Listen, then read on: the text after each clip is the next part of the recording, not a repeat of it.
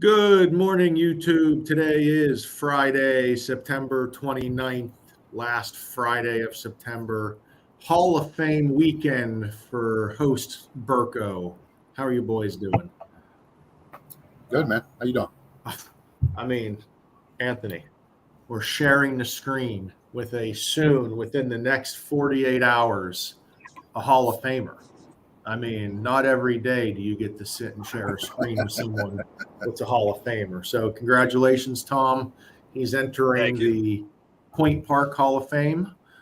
Apparently, he was somewhat good at baseball there, and we get to go all cheer him on this weekend. Yeah, it's going to be a good weekend. Got a bunch of friends, family coming in town, so it's going to be a nice weekend, and it'd be nice to see everybody as well. Yep, and if you're one of the 7,000 folks that heading down the PNC Park tonight, get there early because Tom will be throwing out the first pitch. So we expect a strike coming from the AM chatter. Yeah, there's going to be nothing but a strike. Might be a little sidewindy, but I only have to throw 50 miles an hour. It doesn't need to be 90 gas or anything, so we'll be all right. Absolutely. I love the confidence. So congratulations again, Tommy. Put some heat on it, Tommy. It's a great weekend. What was that, Ed? Put some heat on it. I'll give as much heat as I got. I was at the doctor yesterday and got 7 steroid shots in my right shoulder and neck. So even the doctor is trying to get me ready for tonight. Sheesh, you must be old. It sucks. All right, but next segment, guys. Big day for Anthony. Great segment right here. National Coffee Day today, Anthony. I don't know if you heard that one. We all know you're a big coffee drinker, so make sure It's a great day. It's a great day. I've been waiting for this day all year, and a fresh brewed cup of coffee just felt better this morning. Yeah, well, I don't know how well you guys know Anthony, but he loves to get a triple shot of espresso when he goes to his order. So I know the guy likes his coffee. So enjoy today, Anthony. Yeah, buddy. All right. Then let's get into our main topic for today. I think we all received it this week from our condo department. There's a new condo questionnaire out there that I know I sent out this week. A lot of folks, when we talk about condo questionnaire, they don't know what it is.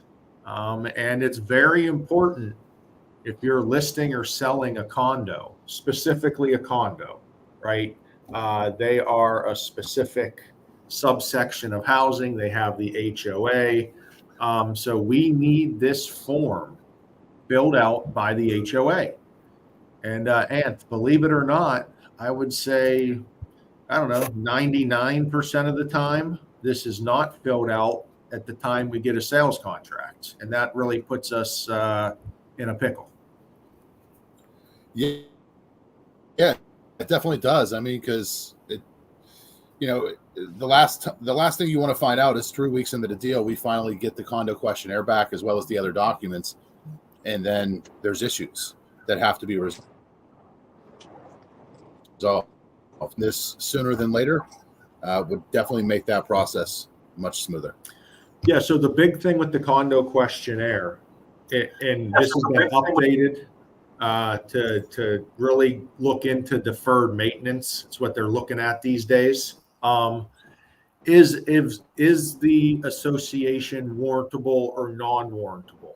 And a non-warrantable association doesn't mean visually it's bad or there's something negative with the HOA itself. It just may mean there's deferred maintenance. It may mean one person owns too many units. It may mean there's too many renters in the complex. There's a number of items that can make a condo non-warrantable. And then if it's non-warrantable, Fannie Mae and Freddie Mac won't accept that loan, and it just makes it more difficult to get financing. Now, we can absolutely handle non-warrantable condos at West Penn, but it can change the down payment. it can change the interest rate, and it can change the whole structure of the loan.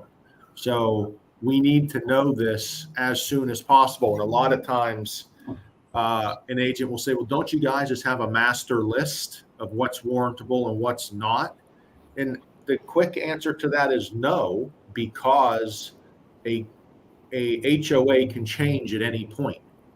We had just had a situation with the Muse in the North Hills that they had a part of their HOA that was not going to the reserves, and that makes it non-warrantable. And that's something that changed pretty much overnight. So every HOA has to be relooked at for every single deal. But if we have the condo questionnaire, and we will send this out to all of our offices. If you cover one of our offices, you'll get this, I'm sure. Right, Tom and Anthony? You're going to send this out? Yeah? Okay, sure. There we go. Sure. 100%. I already dropped some off in each of my offices as well, paper copies too. Oh, okay, Tom. We don't need any hand delivered. In case they need it. Any glad handing over here. Okay. I was there this week. It's not a big deal.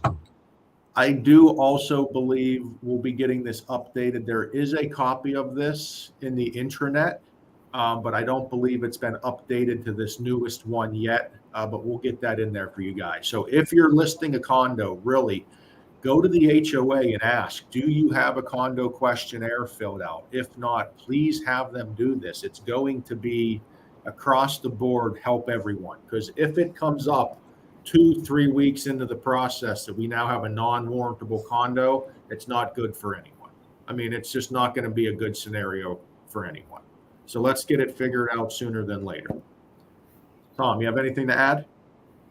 No, I think it's very important that is one of the first things we do.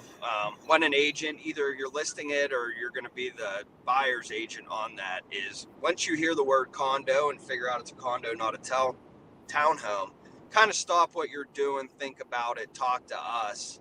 We'll be able to guide you for the next steps to get it done, but there does require a little bit of extra work. So I always tell everybody, once you hear the word condo, think of a stop sign. Just stop what you're doing and think what you need to do next. Yep, for sure. Because, like I said, it's easy information for the HOA. And at the bottom, Anthony, if you can scroll to the last part, it does say that this has to be filled out by an actual representative from the HOA. It can't be just the seller filling this out, guys. So please remember to have a legitimate person filling out this information to make sure it's all correct. And you got anything to add on the condo questionnaire? No.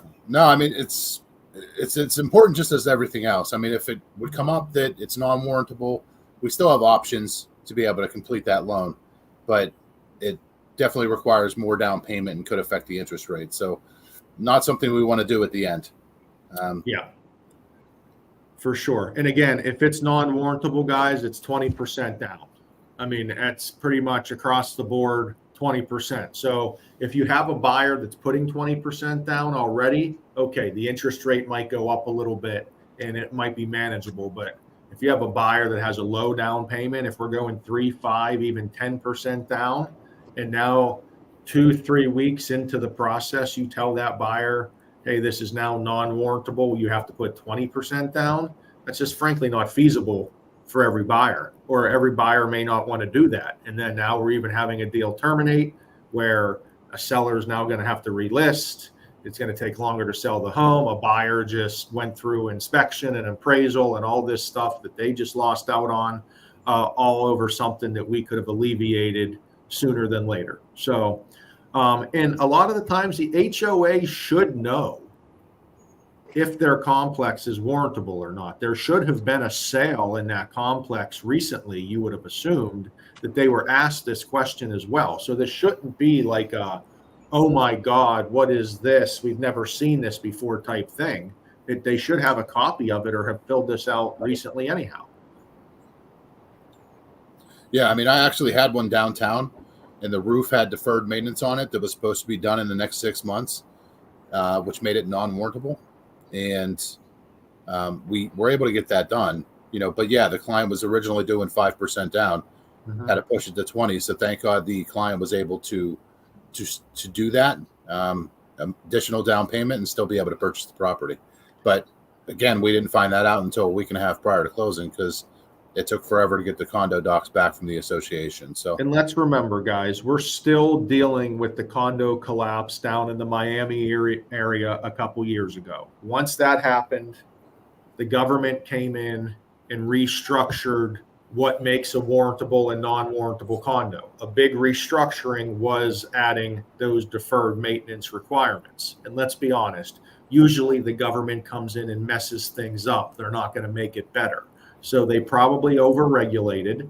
We all probably understand that most condos in Western Pennsylvania are not similar to a high-rise condo in Miami, but the rules are kind of across the board nationally, and we don't make them. We just have to follow them.